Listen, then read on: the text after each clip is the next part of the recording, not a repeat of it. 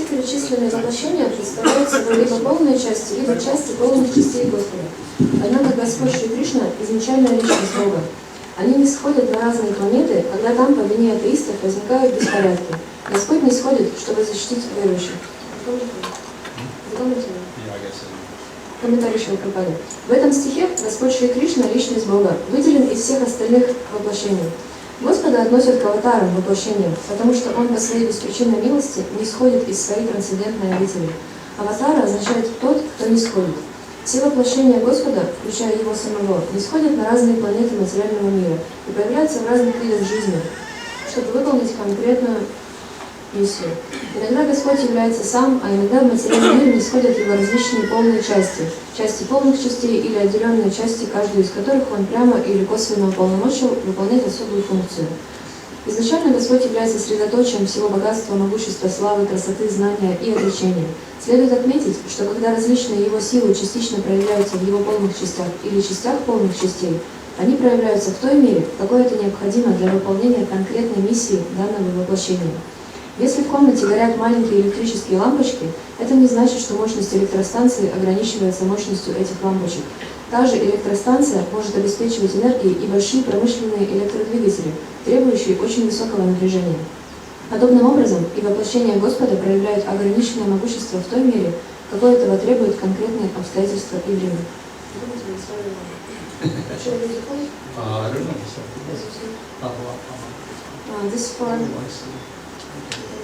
It's bigger than okay, stop it.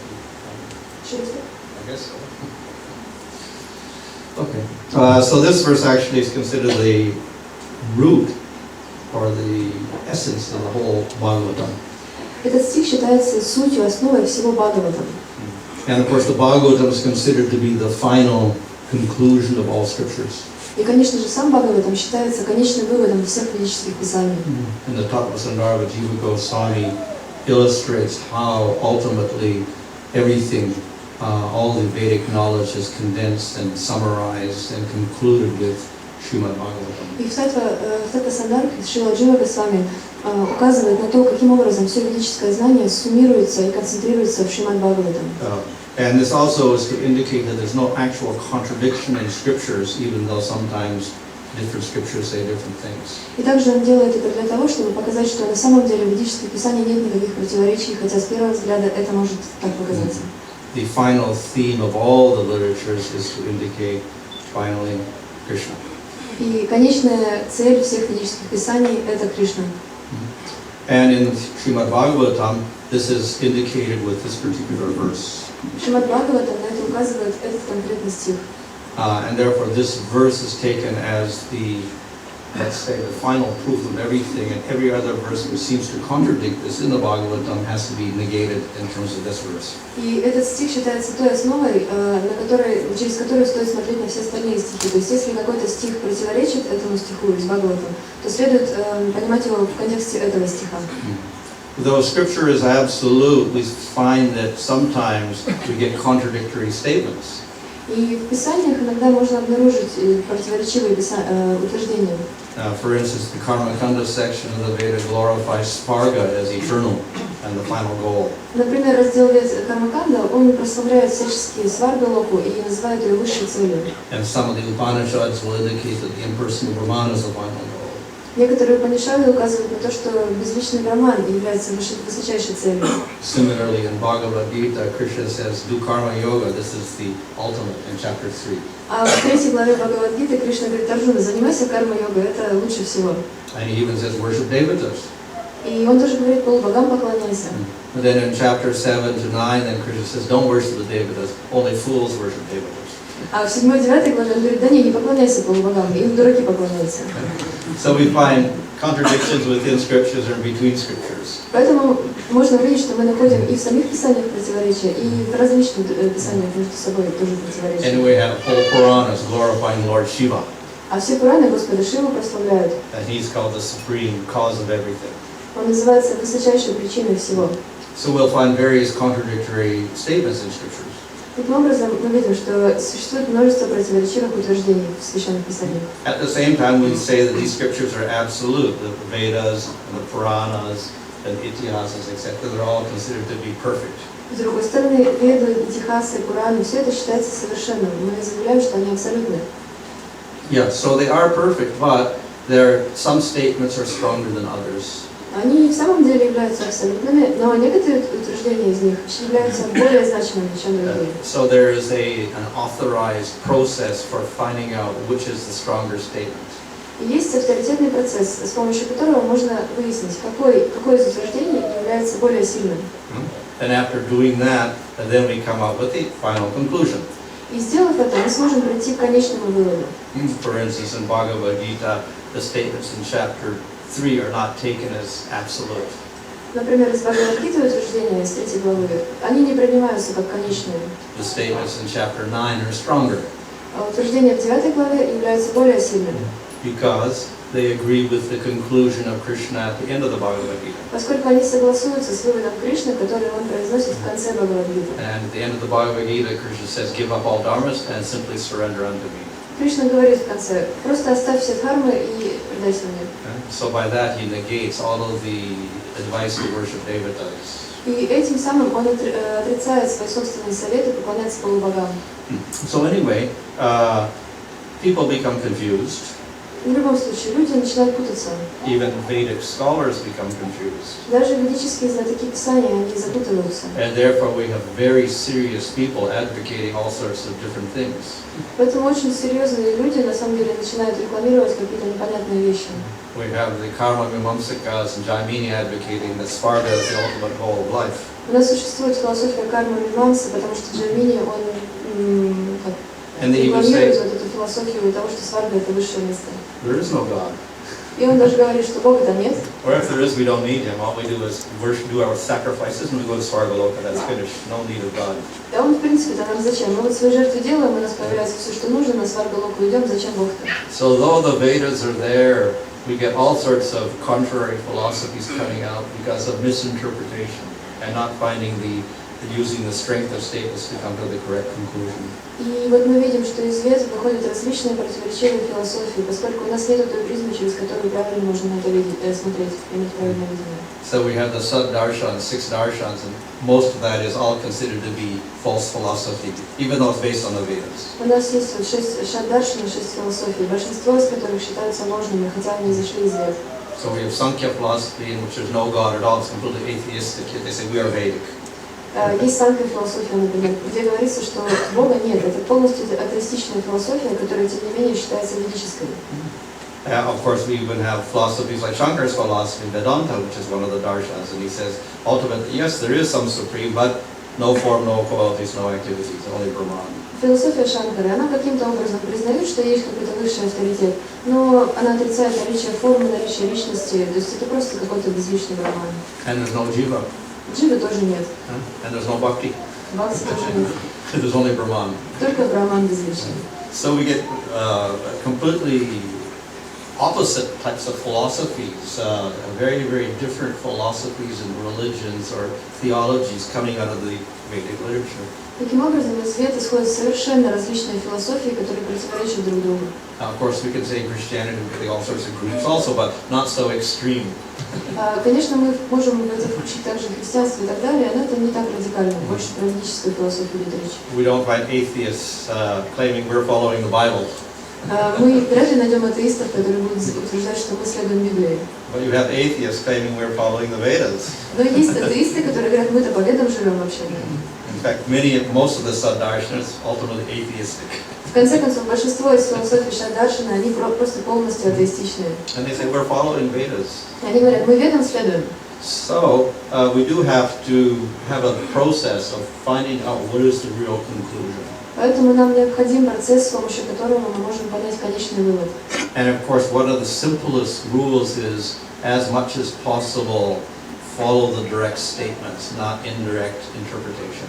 И самое основное правило – это нужно следовать утверждениям в ведах так, как они есть, то есть не пытаться их интерпретировать и следовать этим интерпретациям.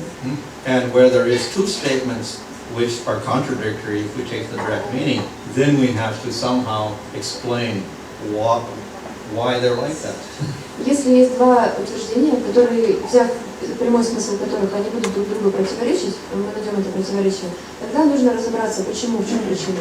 So then we have to take an indirect meaning for one of the statements. Тогда нужно взять косвенное значение одного из этих утверждений. So in this way, Jiva Goswami has shown that ultimately the Veda Vyas made many attempts to bring up the final truth. И говорится, что Ведавьяса, на самом деле, он очень много предпринимал попыток, чтобы сделать какой-то конечный вывод, к конечному итогу прийти. So first he took the Vedas and divided it up into 4 parts, and he assigned his students to carry on the tradition of Parampara for those particular Vedas. Сначала он разделил Веды на 4 части и назначил своих учеников ответственными за поддержание традиции Парампары одной из Вед. And of course these Vedas of all things, they have this karma kanda philosophy in it, they have impersonal philosophy of Upanishads, and they also have bhakti. И, конечно, в этих Ведах там есть и карма-канда, и имперсональная философия, и бхакти.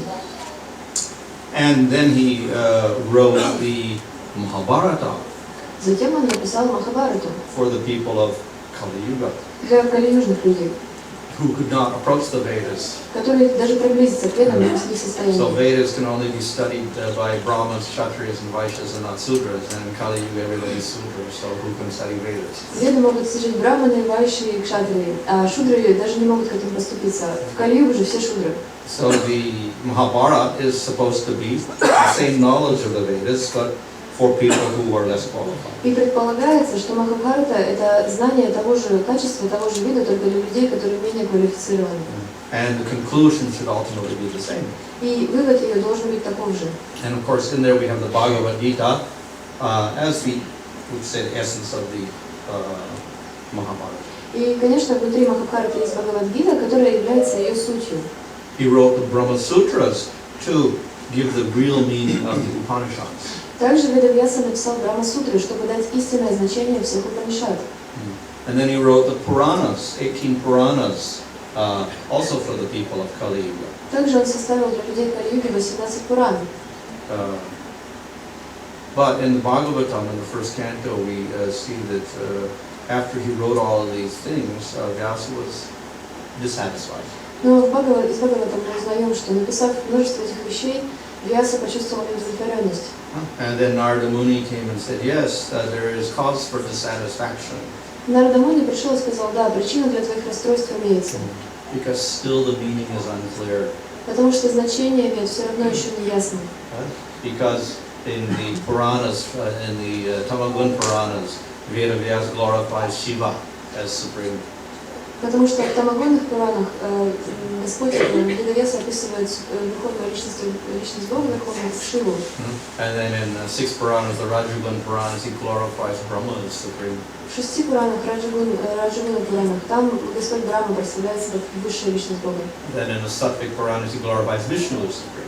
А в сатвичных Пуранах Вишну представляется как Верховный Господь. So this is going to confuse people again. И это все запутает людей. So rather than give alternatives for different types of people, just indicate one final conclusion, one object of worship. И вместо того, чтобы давать различным людям различные альтернативы, лучше сделай какой-то один вывод, один итог. So indicate the highest object of worship, Krishna. И укажи, пожалуйста, что высший объект поклонения – это Кришна. And indicate the final process, Bhakti Yoga. И что наивысший процесс – это бхакти-йога. And indicate the goal, И высшая цель which is Prema. является према, тоже укажи это. So therefore, Vedavyasa wrote Bhagavatam. И с этой целью Ведавьяса написал Бхагаватам. So this is considered the conclusion of everything. И по этой причине это считается выводом всех вед. However, the Bhagavatam also becomes a little confusing Однако и Бхагаватам может местами путать нас. because we have 10 topics. We have Sarga, Visarga, Sthana, Poshana, Uti, etc. Потому что у нас есть 10 тем, вот, которые Махарадж перечислил. And within that, then we get all sorts of discussion. We get discussion of Karma Yoga, Jnana Yoga, Sangha Yoga, and Bhakti Yoga. Again, that's the Bhagavad Gita. В Бхагаватам обсуждаются разные йоги, и карма-йога, и гьяна-йога, и бхакти-йога, и так далее, также в Бхагавад-гите. And we get glorifications of different forms of the Lord. И там прославляются различные формы Господа. So, though the Bhagavatam is clear in one sense, people can still become confused. Хотя в каком-то смысле Бхагаватам ясен и прозрачен, некоторые люди все же могут запутываться. So therefore, to make things very clear, this statement occurs in the first canto. И для того, чтобы окончательно все прояснить, это утверждение появляется в первой песне. This particular verse occurs in a sequence of verses describing the different avatars of the Lord.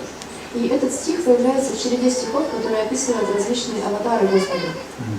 So after discussing different avatars that have appeared, then there is the description here of Krishna.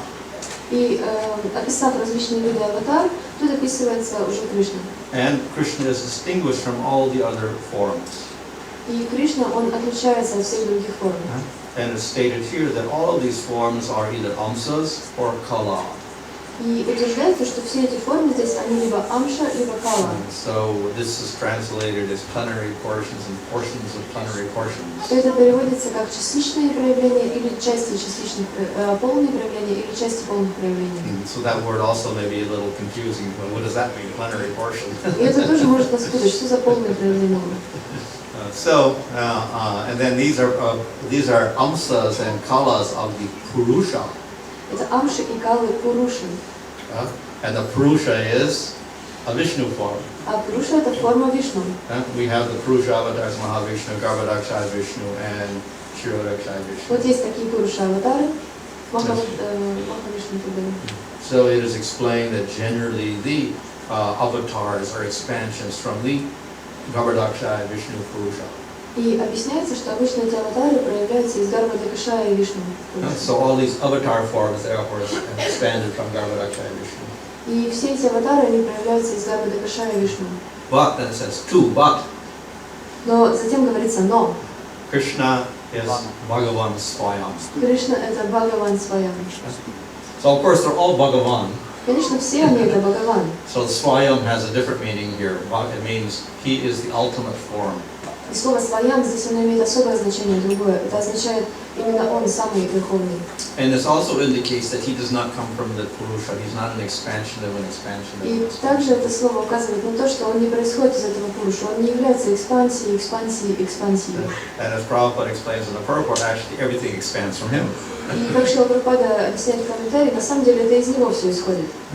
So though Krishna, we call Krishna an avatar because he appears within the material world, he is not like the other avatars. И хотя мы называем Кришну аватарой, потому что он является в этом мире, он исходит как бы, но по сути он не является той аватарой, которая исходит из кого-то. He's not an expansion from some other form. Он не является экспансией какой-то другой формы. He is the source of all the other expansions. Он источник всех остальных форм. And so in that sense, he is Swayam Bhagavan. И поэтому он называется Сваям Бхагаван. So of course, when we say expansion or whatever, or amsa, we have to be a little careful. Когда мы говорим экспансии или амша, нужно быть с этим немного осторожным. An amsa means a part, and a kala means a part of a part. Амша означает часть, а кала часть части. And so generally in the material world, we have a whole, and we can start cutting it into little bits, and then we get parts, and then we get that little bit, and we cut into little parts, we get a part of a part. В материальном мире обычно у нас есть что-то, мы делим это на части, затем эти маленькие части берем еще делим на более мелкие части. And when we talk about the amsa of the Lord, it is not like that. Но когда мы говорим о частях Господа, там другая логика совершенно. Bhagavan is only one. Бхагаван один. So he has many forms, and we call those forms amsas, but they're actually one Bhagavan. У него есть множество форм, которые мы называем амшами, но это один Бхагаван все равно. But the extraordinary nature or power of the Lord is he can have many forms. И удивительная именно сила природы Господа в том, что у него может быть множество форм. And still he is one person. И тем не менее он остается одной личностью. So we have no experience of that. У нас такого опыта нету. Of course, it is said the yogi can expand his body into 9 forms. Конечно, говорится, что какие-то йоги, они могут свое тело на 9 частей разделить. But that is done with some effort, and those forms are not independent. На 9 воплощений. Но это делается ценой больших усилий, и они не вечны, эти формы. So the Lord can have many, many, many forms without any effort at all, and they're also non-different from himself. They're one, not different. Господь абсолютно без труда может проявлять множество различных форм, и они от Него не отличны. Они существуют вместе с Ним один. But they can act in completely different ways simultaneously, as if they are different. Но действовать они могут совершенно противоположно друг другу, как-то различную деятельность выполнять, как будто они являются разными личностями. So an example is given in the scriptures of a Vaidurya stone. И приводится пример в Писаниях Вайдурья Стоун. So this is a particular gem, Камень. and if you put it in the sunlight on one angle, then it looks yellow. Это особенный такой драгоценный камень, который, если поместить на солнце, то он принимает желтый цвет. And you turn it a little bit, and then it turns blue. Немного, если повернуть его, он становится синим. And you turn it another way, it turns red. Еще повернуть, уже красный. You turn it another way, it turns green. Еще, может быть, зеленым. So it's one stone, but somehow manifests different colors, different angles. Камень один, но при разных углах солнечного света он проявляет различные цвета. So Bhagavan is like that. He can have many forms, but he still is that one person. И Бхагаван похож на него в этом смысле. То есть у него может быть множество различных форм, но личность одна. So in this way, we have all sorts of forms of the Lord. But then we say that, how can Krishna be the original form? So I am Bhagavan, and everything. He is the source of everything, if they're all one. Но как тогда мы можем сказать, что если у Господа множество форм, и все они в принципе равны, и Он один, почему тогда Кришна Всевышний? They should all be equal. Тогда они все равны должны быть. And since they're all eternal, there's no first, one came first and the other came second. Поскольку все эти формы его вечные, нельзя сказать, что какая-то раньше, какая-то позже появилась. So definitely they're all eternal, so we cannot say, at one time there was only Krishna, then he expanded into these other forms. No, they're all eternal. Они все вечные, поэтому мы не можем сказать, что раньше жил один Кришна, потом какие-то остальные появились формы. So in that sense, he is not the source. В этом смысле нельзя назвать его источником. However, he is the source in another way, and that is that though all the forms are eternal, and they're all one Bhagavan, the different forms manifest different amounts of qualities. Но с другой стороны, да, они все вечные, они все представляют, они все воплощения Бхагавана, но различные формы проявляют различные качества. So according to the form, then different qualities are manifested. Some have like forms of sages. So obviously they manifest knowledge, but they don't manifest great powers otherwise. Например, некоторые из его форм проявляются как мудрецы. Конечно, они демонстрируют знания, но они не демонстрируют, к примеру, силу. So we have sages, avatars like Vedavyas or Dattatreya or Kapila. И есть такие аватары, мудрецы, как Ведавьяса, Дататрея, Капила. So their main purpose is to give knowledge. Их основная цель – это дать знания. They don't create material worlds, they don't kill demons. Они миры не создают, демонов не убивают. They don't show extraordinary powers. Они не показывают какие-то сверхспособности. Yeah, but they're Bhagavan. Но они также Бхагаваны. So then we have others that show great powers, like Nrsimhadev. Есть же другие формы, которые показывают удивительные возможности. Это, например, Нрисимхадев or Vamanadev, или Ваманадев, or Varaha. Вараха. So they show great powers. Они показывают удивительные способности, возможности. So that we get all sorts of varieties of manifestations of powers and qualities. Поэтому существует такое разнообразие проявлений качеств, сил, And they're all Bhagavan. и все они являются Бхагаванами. So in other words, Bhagavan is one, but in the different forms, he manifests different qualities suitable to that form. Другими словами, Бхагаван один, но в различных формах он проявляет различные качества, которые подходят под миссию этой формы.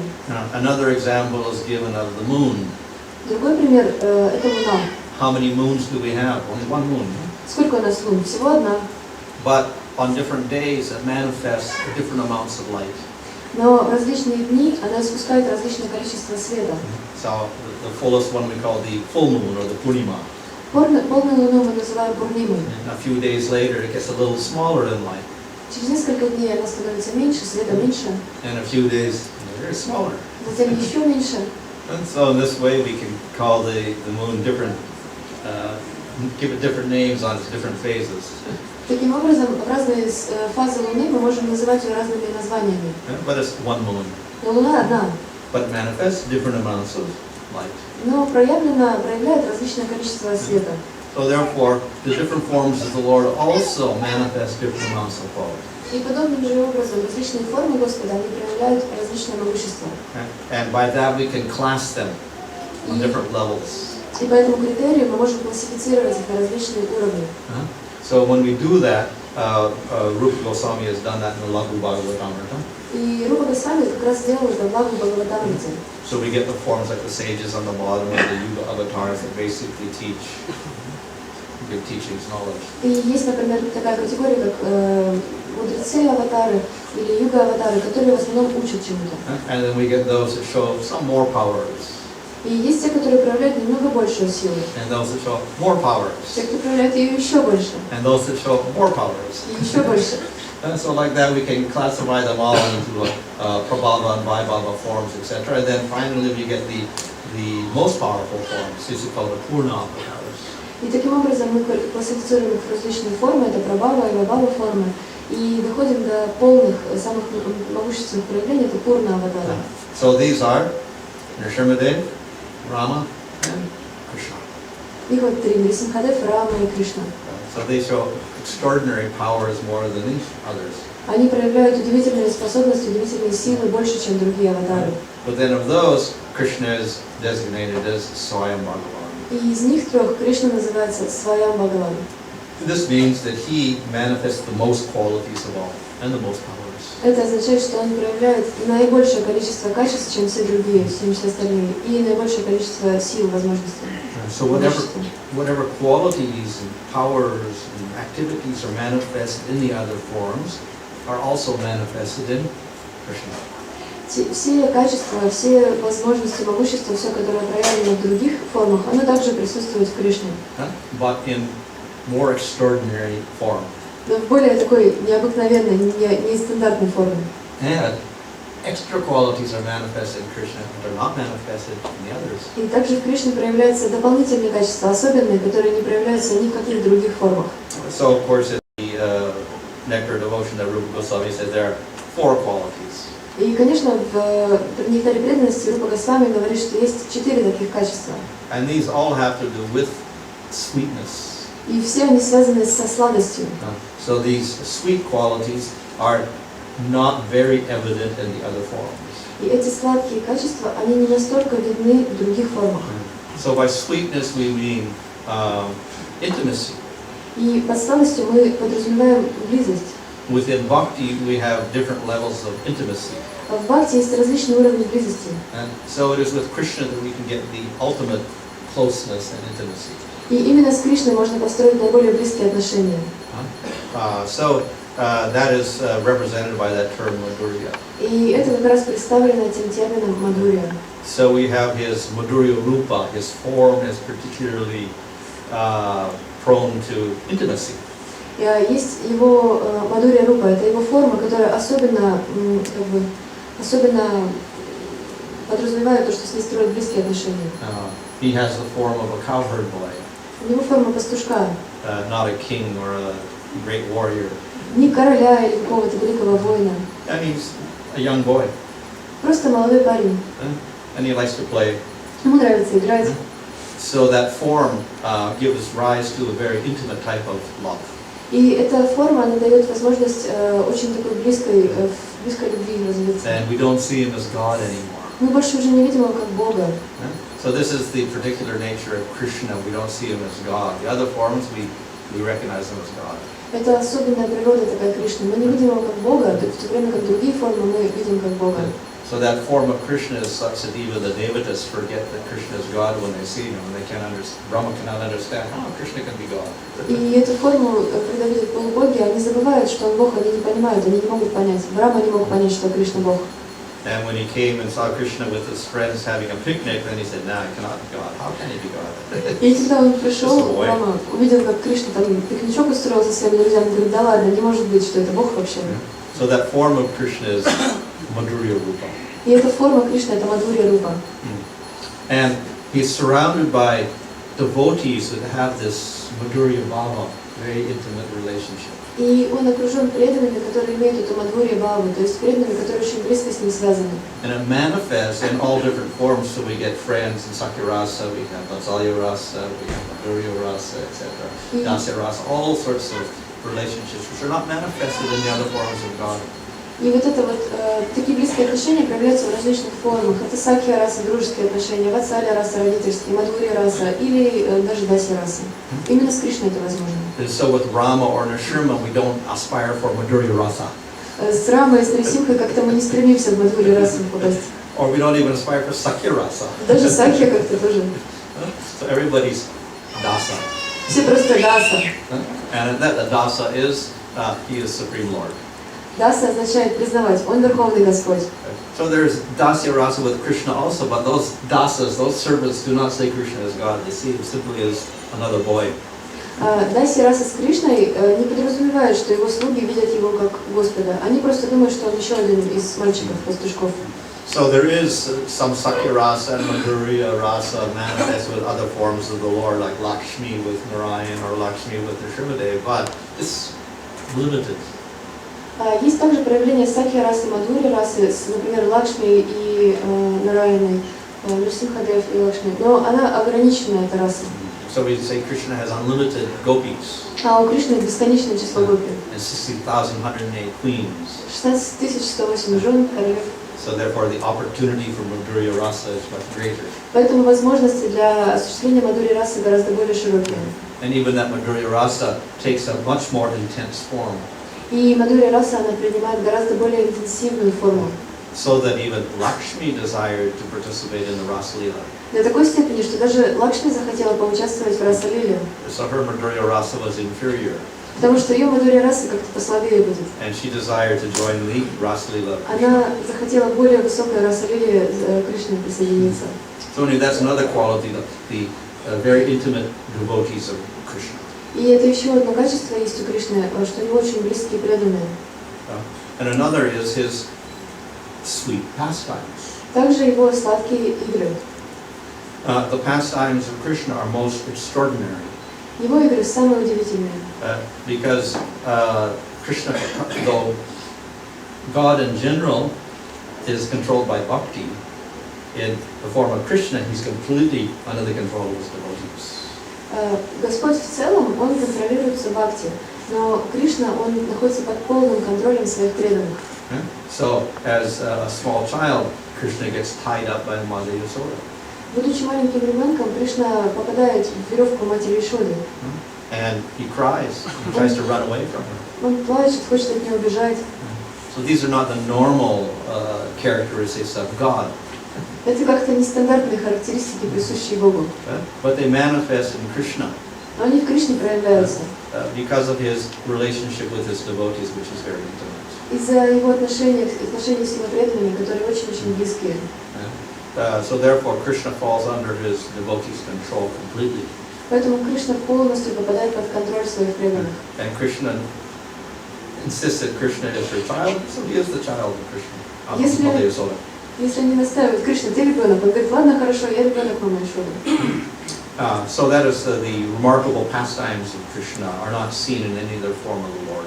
И вот это удивительные игры, которых нельзя увидеть с другими формами Господа. And then the last quality is his flute. The flute is very, very sweet. И последнее его качество – это его флейта, которая очень-очень сладка. So it is a sound representation of Krishna's sweetness. Это звуковое воплощение сладости Кришны. And when anyone hears that flute, then they get the same type of prema, Madhurya prema. И когда кто-либо слышит эту флейту, он обретает ту же прему, мадхурья прему. So these are the special characteristics in Krishna which do not manifest in Rama or Nrsimha or Varaha or any other form. То есть это совершенно особенные характеристики Кришны, которые не проявляются ни в Раме, ни в Нрисимхе, ни в Варахе. Now certainly all the forms are Bhagavan, so they will manifest Rasa and Ananda for their devotees. Конечно же, все формы Господа – это Бхагаван, поэтому они будут проявлять расу и ананду для своих преданных. So one can have praying for any of these forms and it's also perfect. Да, поэтому джива может иметь прему, может обрести прему к любой из этих форм, и она будет совершенна. But if one develops a relationship with Krishna, then one can experience a much higher type of prema. Но если человек разовьет отношения с Кришной, прему к Кришне, то это будет гораздо более высокий тип отношений. In fact, prema has many more intense levels until we get to Mahabhava. На самом деле, премам включает в себя множество уровней по интенсивности, и все это доходит до Махабхавы. So these are only manifested with Krishna, and actually Mahabhava is only manifested with Krishna in Vrindavan, И Махабхава проявляется только с Кришной и только во Вриндаване. not even in Dwarka with the queens. И даже в Двараке с царицами это невозможно. So therefore, with Krishna, there's some very, very special manifestations that are not available in any of the forms of the Lord. Поэтому с Кришной возможны особенные проявления, которые невозможны с другой любой формы Господа. So therefore, he is called Swayam Bhagavan. По этой причине он называется Сваям Бхагаван. So he is, in that sense, the source of all other forms because he shows the complete manifestation, and others show less. Whatever is in them is also in him. Поскольку он проявляет полностью все свои качества, и все, что находится в других его проявлениях, оно есть у него. So because Krishna has this great sweetness and shows such wonderful qualities, he is the most attractive. И поскольку Кришна настолько сладок и обладает такими удивительными качествами, он является самым привлекательным. And therefore, that's why it's called Krishna, the most attractive. И именно поэтому его и называют Кришна, самый привлекательный. Of course, there's another meaning of Krishna also. Конечно, есть и другое значение слова Кришна. The name Krishna is divided into two syllables, Krishna. Имя Кришна можно разделить на два слова Криш, на. So Krishna means he is the basis of all existence. In other words, he is the cause of all causes, final cause of all causes. Криш означает он основа всего творения, то есть он конечная причина всех причин. Which indicates that he has the most power, ultimately manifests all the power. Что указывает на то, что в конце концов он проявляет всю силу полностью.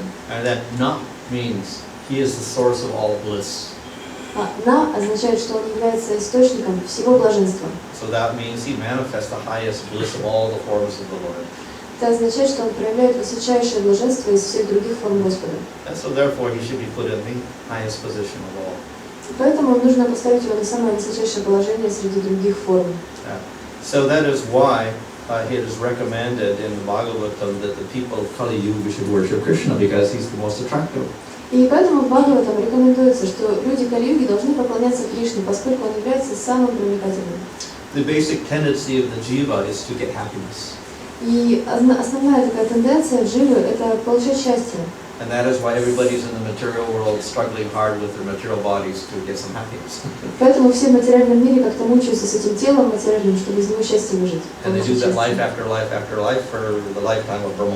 И они делают это жизнь за жизнью в течение жизни Брамы.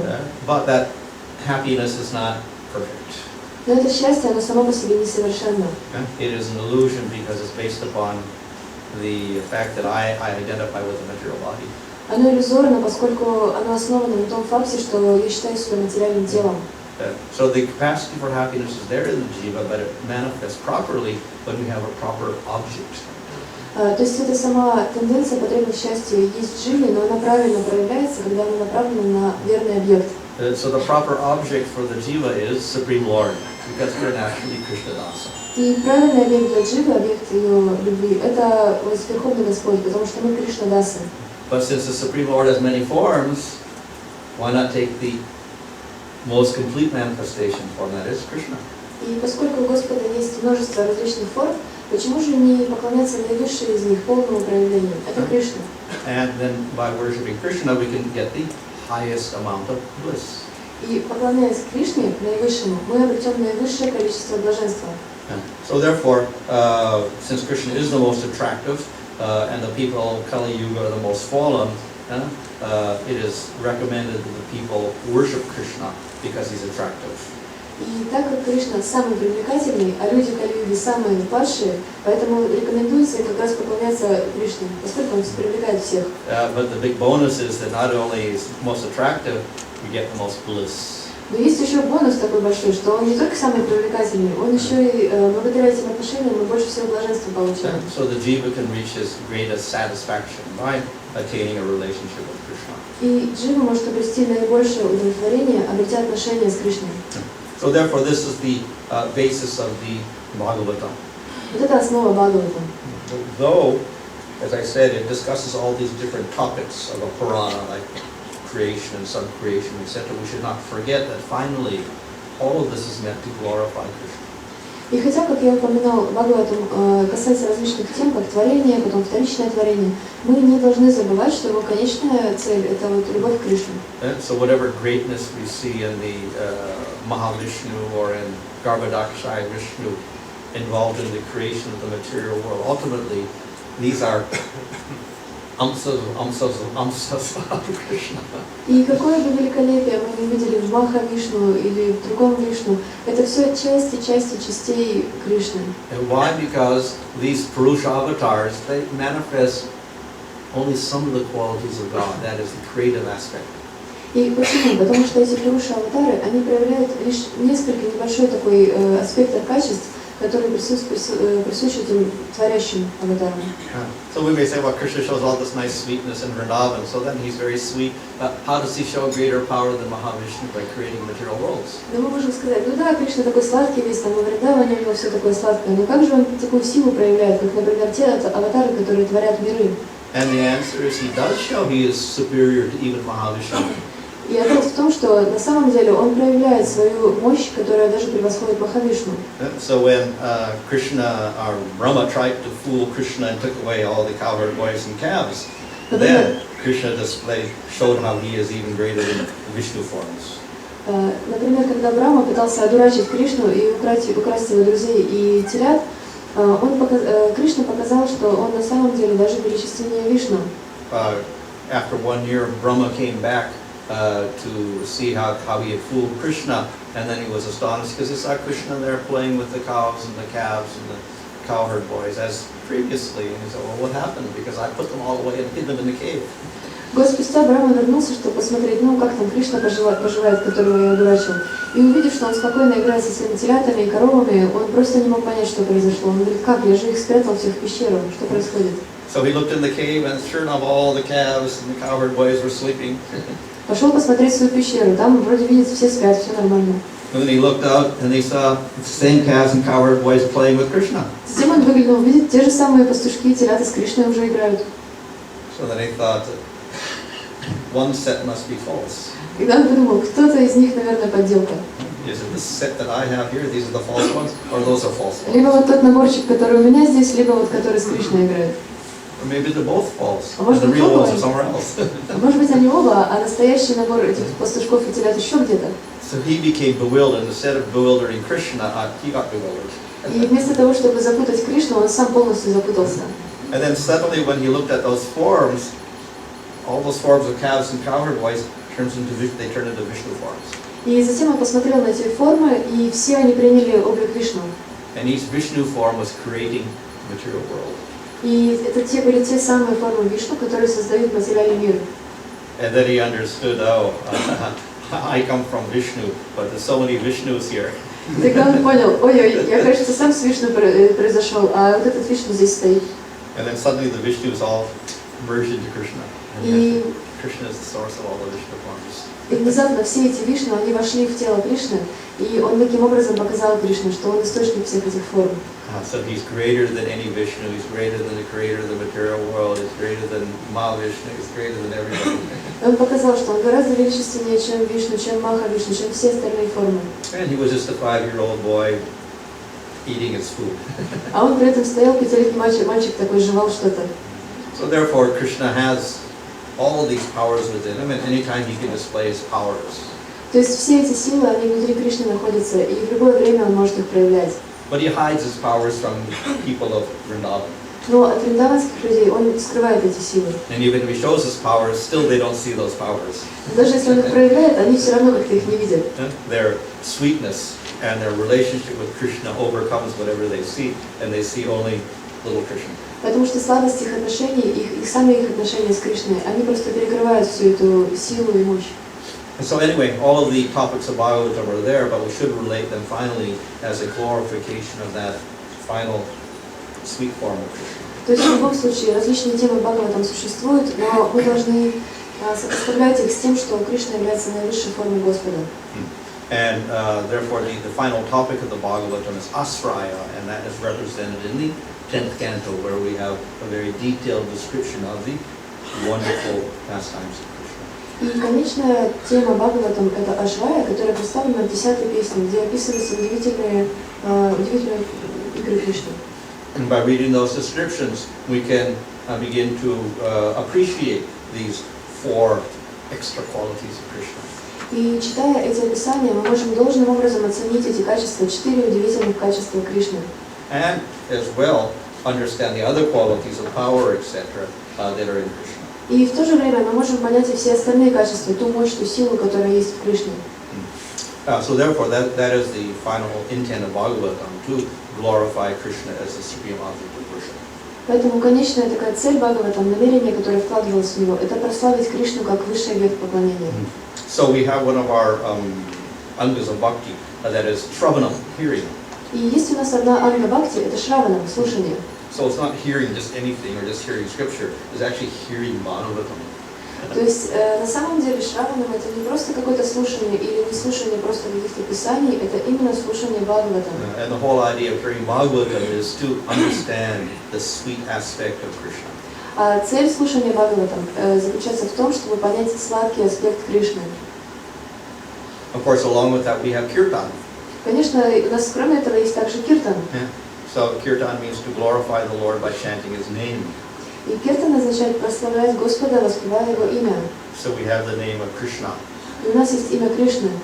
So that name Krishna contains His beautiful form, His qualities, and His sweet pastimes.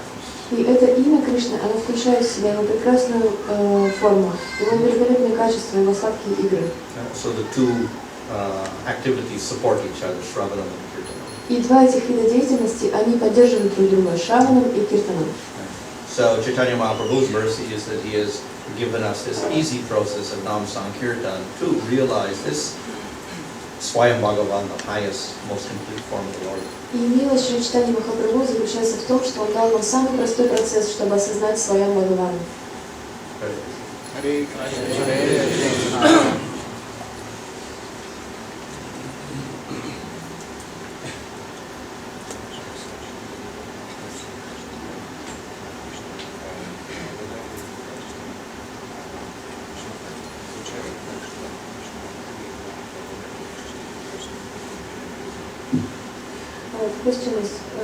Можно вопрос? Махарадж описал 4 качества Кришны, вот эти сладкие. Означает ли это, что Кришна в Вриндаване не обладает, а Кришна в Мадхуре и в Двараке уже не обладает? Ведь он, например, флейту там не носит. So the question is as follows. Krishna illustrated the 4 sweet qualities of Krishna, which he possesses in Vrindavan. Does it mean that in Mathura or Dwaraka he does not possess these qualities? Maybe he possesses 60 qualities because he does not carry flute with him. Yeah. Well, because there's 63 qualities. Even his Dwarka form is superior to all the other forms. Даже его форма в Двараке, она также превосходит все остальные формы. Because we still get a manifestation of all the rasas. Потому что все равно там проявляются все расы. And the Madhurya rasa also reaches a very high stage, but not as much as the gopis. И Мадхурья раса также достигает очень высокого такого уровня, хотя не настолько высокого, как у гопи. And even that form in Dwarka is considered most attractive, because he doesn't go beyond the Kaishar age. И даже эта форма в Двараке считается очень-очень сладкой, поскольку он, Кришна сам не выходит из возраста Кишора. But the difference is that the people also recognize him as Supreme Lord. Но разница в том, что люди также признают его как Верховного Господа. So that dilutes the beauty and the pastimes, etc., and the relationships a little bit. И это немножко так уменьшает красоту и привлекательность отношений и игр. But still it is superior even to the other forms of the Lord, like Nrsimhadev or Rama. Но также это все равно, эта форма, она выше, чем другие формы Господа, Нрсимхадев, Рама.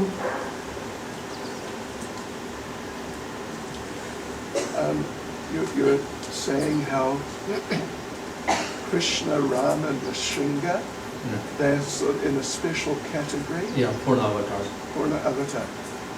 Where would Balaram fit into that sort of context? Yeah, that's a very interesting question. Махарадж задал вопрос, что вы категоризировали 3 формы, Раму, Кришну и Нрсимхадева, в особую категорию. Куда же попадет Господь Баларама? In the Laghu Bhagavatamrita, the Rupa Goswami puts him in a lower category. I forget which category, puts him in a lesser category. Плаху Бхагаватамрите Шрила Рупа Госвами ставит в более низшую категорию. And I think the main reason for that is that we don't see a very big description of the pastimes of Balaram in the Bhagavatam. When Krishna is present, he doesn't manifest much powers. He's always secondary to Krishna. И причина этому, возможно, заключается в том, что в Бхагаватам меньше внимания уделено описаниям его игр, то есть больше как-то игры Кришны описаны. But at the same time, we also see that Krishna is first, and then his first expansion is Balaram. So in that sense, he is very high up. То есть Баларам, он как бы всегда за Кришной. Но с другой стороны, Баларам это первое воплощение Кришны, то есть тоже достаточно такое высокое So положение. maybe theoretically he's on a very high platform, but in terms of manifesting those powers, he doesn't do that in his pastimes on earth at least. То есть теоретически он занимает очень высокое положение, но вот практически он не проявляет так много различных сил, по крайней мере, на земле. But we see that like Krishna, he has Madhurya Rasa with gopis, etc. So he has very similar pastimes even that we don't hear about. Но с другой стороны, мы знаем, что как и у Кришны, у него с Мадхурья Раса он проявляет из гопи, но мы об этом много просто не слышим. So should we take it that he has the extra 4 qualities, or that he doesn't? Or? It's kind of a intermediate. It's not really mentioned by our acharyas, but I would think it's very similar. He's very similar because he has gopis, etc. So he has Madhurya Rasa. So that Madhurya aspect is definitely there in Vrindavan particularly. But he takes a secondary role to Krishna, so maybe for that reason they don't mention it. И Бхактисиddханта Свами Махарадж спрашивает, то есть нам считать, что у него все 4 качества есть или нет? И это как бы Бхагаван Махарадж отвечает, что не совсем понятный этот вопрос, скорее всего, есть, поскольку он также проявляет Мадхурья Расу с гопи во Вриндаване.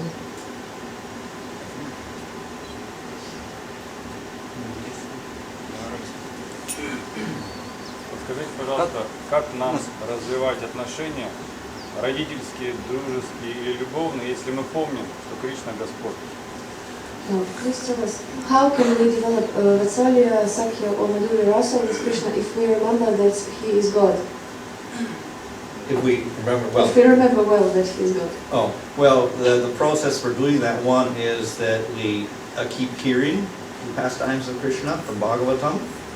Процесс такой, что мы слушаем о Кришне из Бхагаватам, And we develop a very great attraction for that type of devotion. и развиваем огромную привязанность, огромное привлечение к такому типу преданности. And then we begin to aspire for such a relationship. И затем мы начинаем устремляться к таким отношениям. So at that point, then the worship becomes a little different. Тогда поклонение становится уже немного другим. And we're just worshiping Krishna not because he's God, but because of that particular relationship of friendship or parenthood or whatever.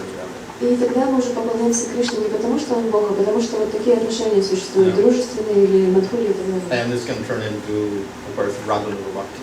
И это может уже превратиться в Рагануга Бхакти. Are the incarnation coming from Garbhodakshay Vishnu or Kshirodakshay Vishnu? The Jiva Goswami and Vishwanath usually say Garbhodakshay Vishnu. Why, I don't know. Some of them also come from the Manvantara avatar even. The Yuga avatars expand from the Manvantara avatar. Like Vamanadeva is the present Manvantara avatar, so the Yuga avatars apparently expand from him. So there seems to be different procedures of how they come out. Sometimes they go to the milk ocean and they pray for the appearance, so the concept is coming from Kshirodakshay Vishnu. Yeah. Both ways. So maybe it's different at different times also. Был задан вопрос, что все-таки все остальные аватары, они исходят из Гарбхадакашая или Кширадакашая Вишну. И Бхагаван Махарадж говорит, что разное описывается. Иногда говорится, что даже из Мананмантар они исходят. То есть различные описания, по-разному это может происходить.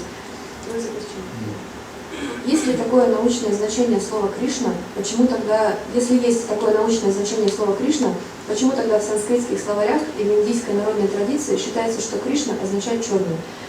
If there is such a scientific name of the word, scientific meaning of the word Krishna, why then in Sanskrit dictionaries and in Hindu, like local traditions, it is considered that Krishna means black? Well, that is one meaning of Krishna, but only one particular meaning. Есть такое значение слова Кришна, но это просто одно какое-то конкретное значение. So many words have many meanings. Многие слова являются многозначными. Like Atma. Например, атма. It can mean soul, it can mean body, it can mean mind. Это и тело, и душа, и ум, It can mean God also. и Бог также. Why is black, no? Why is black? That's the question. Yeah, so black is one meaning of Krishna, but it's not the only meaning. And most of the time he is living in the heart of people whose heart is too black. So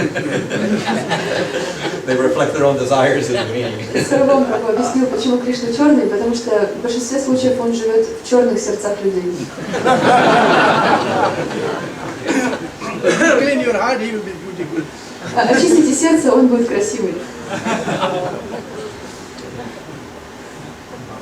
Шри Шапанишат, 8 мантре, сказано, что описание Господа, что он асвирным, что у него нет вен. И как вот это сопоставить с тем, что иногда вот описывается как кровь у Господа? In the 8th mantra of Sri Upanishad, it is said that the Lord has no veins, but at the same time, sometimes he has no veins. But at the same time, sometimes we have descriptions of situations where he sheds blood. So how should we understand it? Well, the Supreme Lord can manifest anything at any time by His will. If He wants to show blood, He can show blood.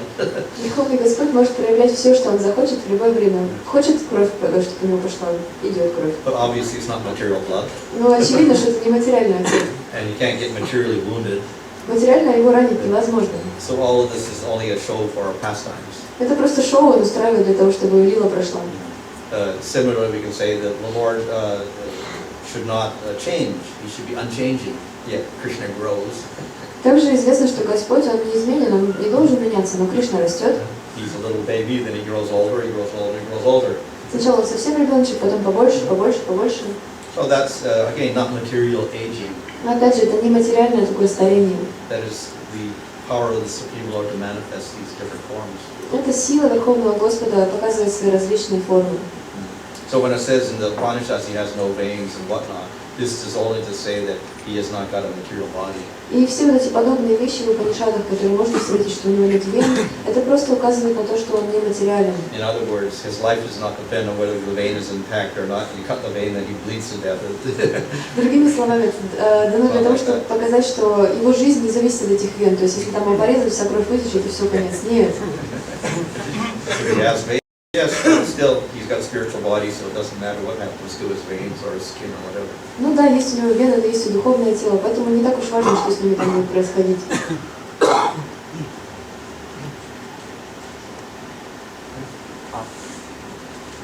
Еще вопрос про четвертичные экспансии. Зачем потребовалось вот, вторичные и четвертичные экспансии? То есть первичные они исходят от Господа Баларамы. Какая роль вторичной и четвертичной экспансии? The question about the fourth expansion. So the first expansion. What is it? Четвертичная. Вопрос о четвертичных экспансиях. Какова их роль? Первичная понятно, вторичная и четвертичная вот хотят прояснить. So what is the role of the quaternary expansion, or fourth expansion? There is the first, the secondary, the third, and the fourth expansion. Second one. What is the role of the Chaturvyuha, or which is the second expansion of Chaturvyuha? Yeah. I suppose just to populate the spiritual world with different forms. Предполагаю, для того, чтобы населить мир различными формами. We see there how many forms. Of course, they say the 24 forms or whatever there, but actually there are more forms than that. So they keep expanding. Мы видим, что там проявляется 24 формы, но на самом деле форм гораздо больше, все это расширяется.